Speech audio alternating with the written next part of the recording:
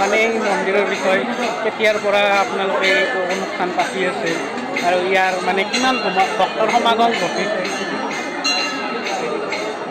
এইখিনিতে মই আপোনালোকৰ চেনেলৰ জৰিয়তে সমূহ ধৰ্মপ্ৰাণ ৰাইজ তথা অসমবাসীলৈ বলবম উৎসৱৰ হ'ব কামনা ৰাখিছোঁ। আমাৰ এই মন্দিৰটো আজি প্ৰায় আমি 50-60 বছৰৰ পৰা আমাৰ অনুষ্ঠান পাতি আছোঁ। আমাৰ ইয়াত শিৱ পূজা খুব উলহ মালহেৰে আমি উদযাপন কৰোঁ।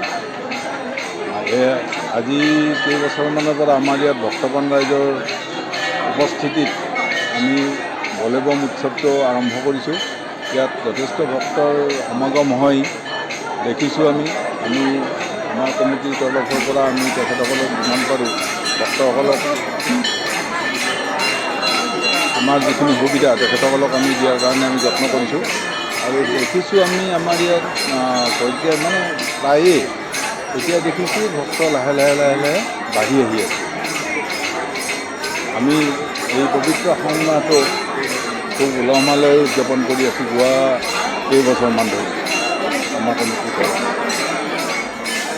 মানে কিমানমান ভক্তৰ সমাগম ঘটিছে? আমি দেখিছোঁ আমাৰ ইয়াতে প্ৰত্যেক সোমবাৰৰ উপৰিও অন্য বাৰতো আমাৰ ইয়াত ভক্তৰ সমাগম হয়।